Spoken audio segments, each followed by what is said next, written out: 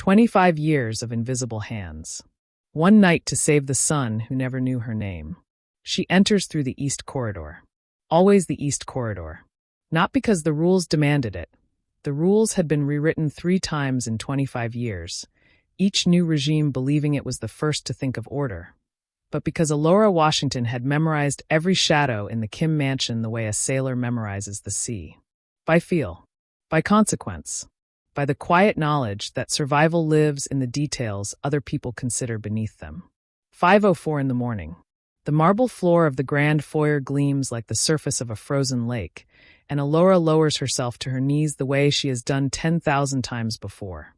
Not with the resignation of a woman defeated, but with the deliberate calm of one who has chosen this floor, this house, this silence as her battlefield. Her white-gloved hands move in slow, methodical circles.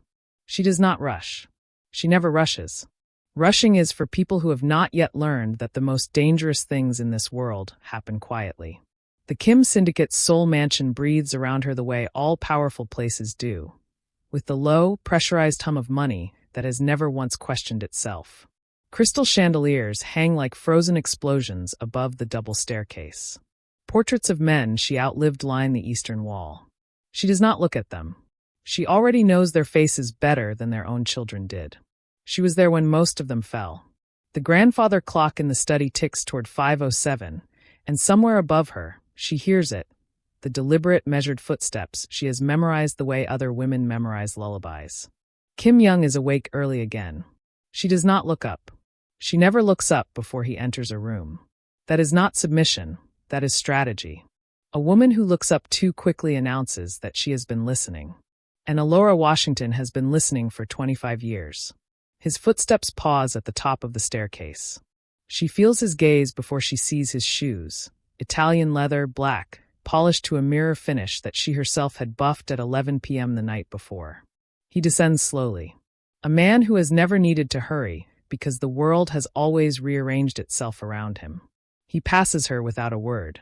He always passes her without a word. And Alora allows herself the smallest smile, the kind that doesn't reach her eyes so much as live behind them. Because in 25 years, not one person in this syndicate has ever thought to ask why the old maid's hands, beneath those white gloves, are mapped with scars that no mop handle ever made. They see a woman on her knees. They do not see the woman who put a bullet in the man who tried to kill his father before Young was old enough to walk. They do not see the woman who intercepted a poison shipment meant for his 20th birthday feast. They do not see the woman who, 3 weeks ago, found a listening device tucked inside the spine of a book on his shelf. A book she had placed there herself, years ago, because it was the same one she used to read to him in another life, in another country, before everything was taken from her. They see a maid. She sees a son. The East Corridor door clicks shut behind him, and Alora peels back the edge of her left glove. Just slightly, just enough, to trace the oldest scar on her palm. The one that does not come from combat. The one that comes from the night in Baltimore, 1999, when she pressed her hand against a hospital window and left a print in the glass as they carried her newborn away. She pulls the glove back down, smooths her apron, returns to the floor. 25 years of silence, she thinks. But the house is beginning to turn against him, and I have not come this far to lose a son twice. Her hands move in slow, patient circles. The clock ticks toward morning, and somewhere in the East Corridor, the lion walks through halls he believes are his, unaware that the woman on the floor is the only reason those walls are still standing. Subscribe to see how this unfolds, and comment below letting me know where you're watching from. I would love to say hello to you, just to know how far our story is reaching. The Kim estate sat at the end of a private road in Greenwich, Connecticut, behind iron gates and 12 cameras, and the kind of silence that money buys deliberately. Most people in Greenwich did not know the estate existed. That was the point. That had always been the point. Alora Washington had been waking at 4:47 a.m. for 25 years. Not 4:45. Not 5 o'clock. 4:47. The exact minute the boiler in the East Wing began its morning cycle, filling the pipes with a low groan that moved through the walls like a living thing. She had learned the house's rhythms the way a doctor learns a patient's breathing. Not from instruction, but from years of quiet, total attention. She dressed in the dark. Gray uniform. White apron. White gloves last. Always the gloves last. She moved through the service corridor without a light, past the shelf where the silver polish sat, past the hooks where the other maids' aprons hung untouched until 6 a.m. She was always the first. She had always been the first. In 25 years, no one had thought to question why an aging woman would choose to rise before sunrise to clean floors that were already clean. No one thought to look at the woman on her knees. That was the gift of invisibility. And Alora Washington had spent 25 years perfecting it. She worked the foyer first, the grand marble expanse beneath the double staircase where footsteps echoed long after the person making them had gone. She polished in slow circles, her back straight in a way that had nothing to do with pride and everything to do with an old discipline she had never been able to fully put down. Her knees ached. They had ached for a decade. She did not allow herself to limp in rooms where cameras watched. 25 years of this. 25 years of silver hair pinned back, of yes, sir, spoken to a man she had watched grow from a ghost of a memory into something sharp and dangerous and brilliant. 25 years of pressing her feelings into the small, locked room inside her chest and swallowing the key every morning with her coffee. She had made her choice in 1999. She had been paying for it ever since. And she would keep paying, gladly, quietly, on her knees if she had to, until the day she could finally set it down. Kim Young descended the staircase at 6:15 a.m. precisely. He was 31 years old and carried himself like a man who had never once been uncertain of a room. He wore a black three-piece suit before most people had finished their first cup of coffee. His face was clean-cut, unreadable, the kind of handsome that made people nervous because it gave nothing away. He had his father's jaw, or rather, the jaw of the man who had raised him, and his mother's eyes. He did not know that last part yet. He passed Alora in the foyer the way he always passed her. Without stopping, without speaking, with only the faintest acknowledgement that another human being occupied the same air. Not cruel, exactly. More like a man who had been taught, at a very young age, that certain people were furniture. That certain people existed to maintain the world he moved through, not to inhabit it alongside him. "Morning, Mrs. Washington," he said, without looking at her. "Good morning, sir." That was the whole of it. That was always the whole of it. He moved into the east corridor toward his study, where 3 phones and an encrypted laptop and the weight of a criminal empire that stretched from Connecticut to California waited for his attention. The Kim Syndicate had survived 4 federal investigations, 2 rival takeovers, and the death of its founder. Under Young's leadership, it had done more than survive. It had expanded. Quietly. Elegantly. Like a vine that grows through stone, patient, systematic, and ultimately impossible to remove. But power like that has a cost. Alora watched his shoulders as he walked away. She knew those shoulders. She had watched them grow from narrow to broad over 25 years. She knew the way he carried stress in his left side, slightly higher than the right. She knew he had not been sleeping. The lights in his study had been on past 2 a.m. for 11 consecutive nights. She knew things about Kim Young that his most trusted lieutenants would never know. And she carried all of it in silence, the way she carried everything, with both hands, and without complaint. It was a Tuesday when he first looked at her hands. She had been reaching across the mahogany credenza to dust the upper shelf, a task that required her to extend her arm fully, pulling her sleeve back slightly, and she had not noticed him standing in the doorway of the study until it was too late. He was staring, not at her face, at her left forearm, at the pale ridge of a scar that ran from her inner wrist to the middle of her palm. Too linear for an accident, too deliberate for a cleaning injury. It had healed decades ago, but it never fully faded. None of them had. "Mrs. Washington." She lowered her arm, smoothed her sleeve. "Sir, how did you get that scar?" A pause, half a second, no more. She had prepared for this question for years the way other people prepare for fires. Calmly, with an exit route already planned. "Kitchen accident," she said. "Long time ago. Before your family hired me." He looked at her for a moment longer than usual. Those dark, unreadable eyes moving across her face with the precision of a man accustomed to detecting lies. She met his gaze with the serene, unhurried expression of a woman who has nothing to hide, which is, of course, the exact expression of a woman who has hidden everything. He let it go.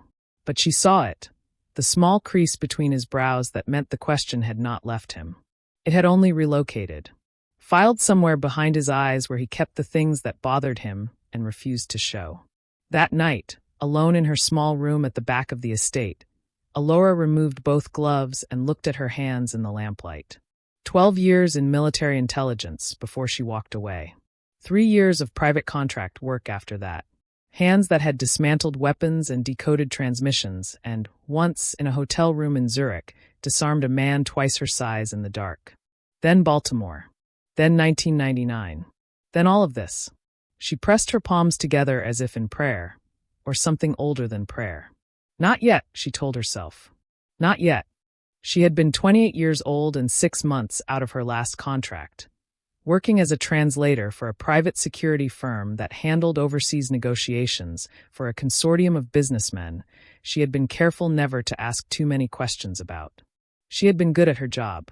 Too good, perhaps, because the people who employed her eventually trusted her with something she was never meant to know.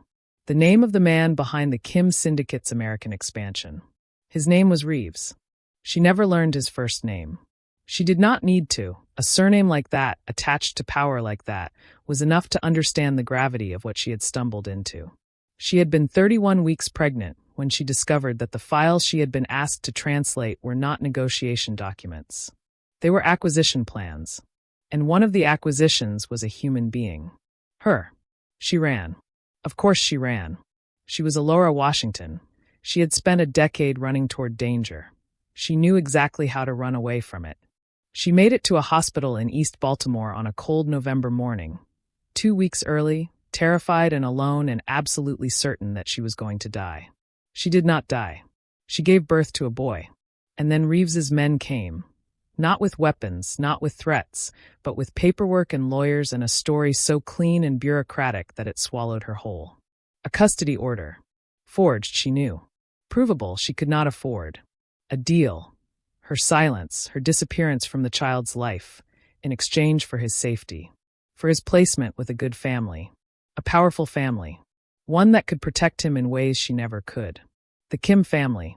She had pressed her hand against the hospital glass as they carried him away. A boy with her eyes and someone else's future. And she had made herself a promise, so quiet it was almost not a sound at all. I will find a way to stay close. I will find a way to stay.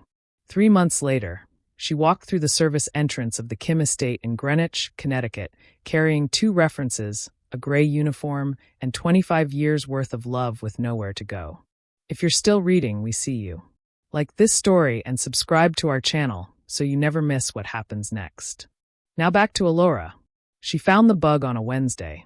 It was tucked inside the spine of a book on the 3rd shelf of Young's private study.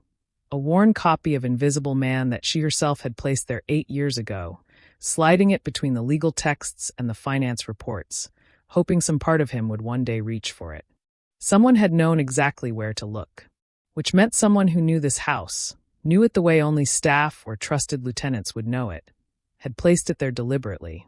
Alora held the device between 2 gloved fingers and did not move for a long moment. It was military grade, small enough to pass as a staple if you weren't looking.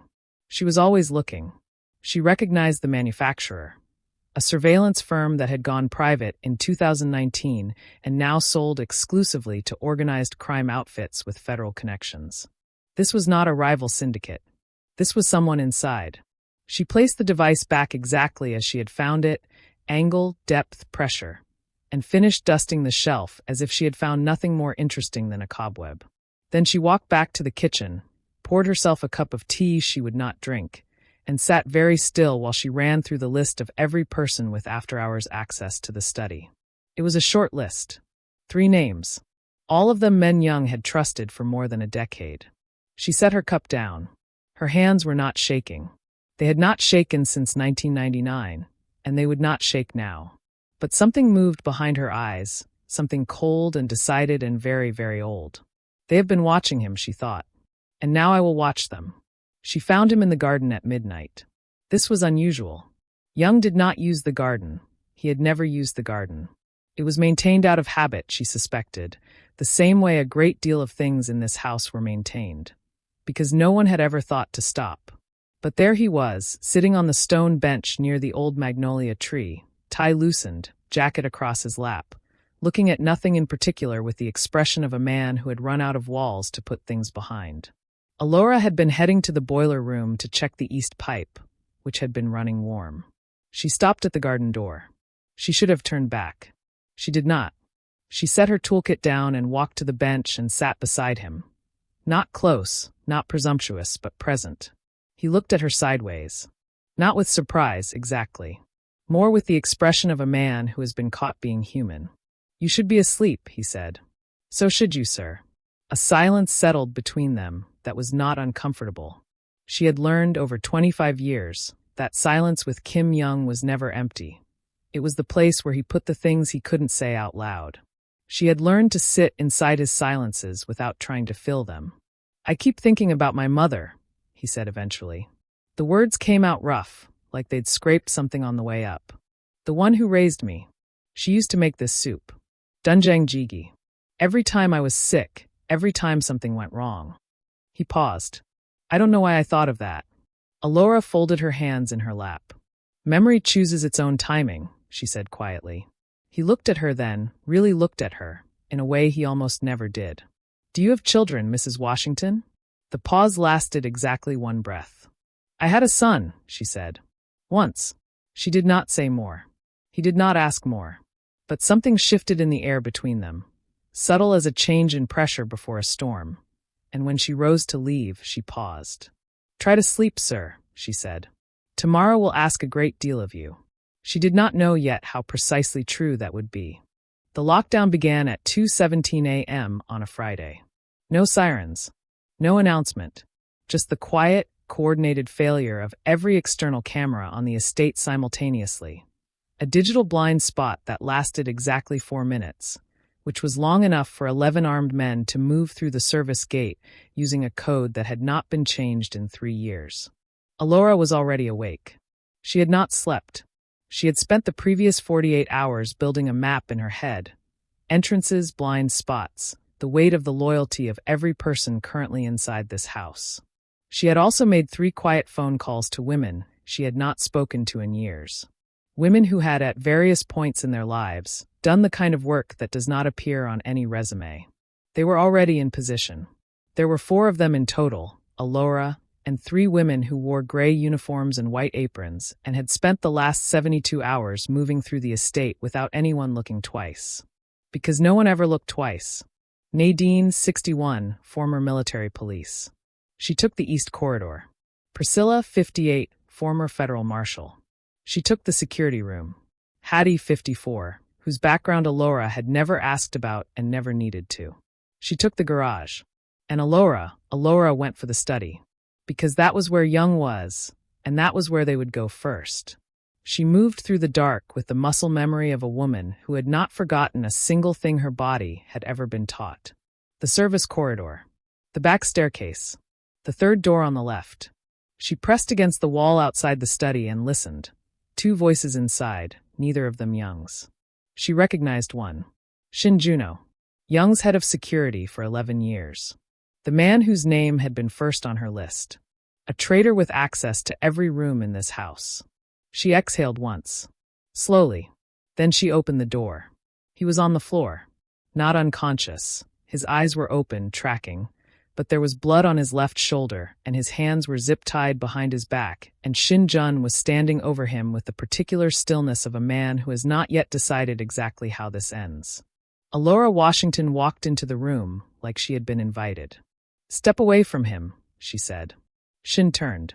His expression moved through several stages, confusion, amusement, and then, when he saw what was in her hand, something closer to recalibration. "The maid," he said. Almost a laugh. "Step away from him," she said again. He did not step away. He moved instead, fast, trained, certain, and she was faster. She had always been faster. 12 years of intelligence work does not leave the body even when it leaves the career. It only goes quiet, the way old music goes quiet, waiting to be called back up. She put Shin Juno on the floor in 11 seconds. She had done it in 9 before, but she was 57 now and she was willing to give herself grace. She crossed to Young and cut the ties with the blade she kept inside her left glove. The reason for the gloves, always the reason for the gloves, and he stared at her as she pulled him to his feet with a steadiness that had no business belonging to a woman of her age and her apparent station. "Mrs. Washington, listen to me." Her voice was very calm. Outside the study, she could hear Priscilla's work beginning in the security room. Efficient, quiet, thorough. "We don't have much time, and I need you to hear me." "What is?" "My name is Alora Washington." She met his eyes. "I was born in Baltimore. I was 28 years old and working private security contracts when I became pregnant. Reeves's people found me. They took my son. They placed him with the Kim family in exchange for my silence." She paused. "They let me stay close. I have been close for 25 years. The room was very quiet. Young looked at her silver hair and her scarred hands and her calm, unwavering eyes, and she watched the understanding move across his face the way weather moves across open water. Slow at first, then all at once. "You. I have your birth record," she said. "I have the hospital documentation.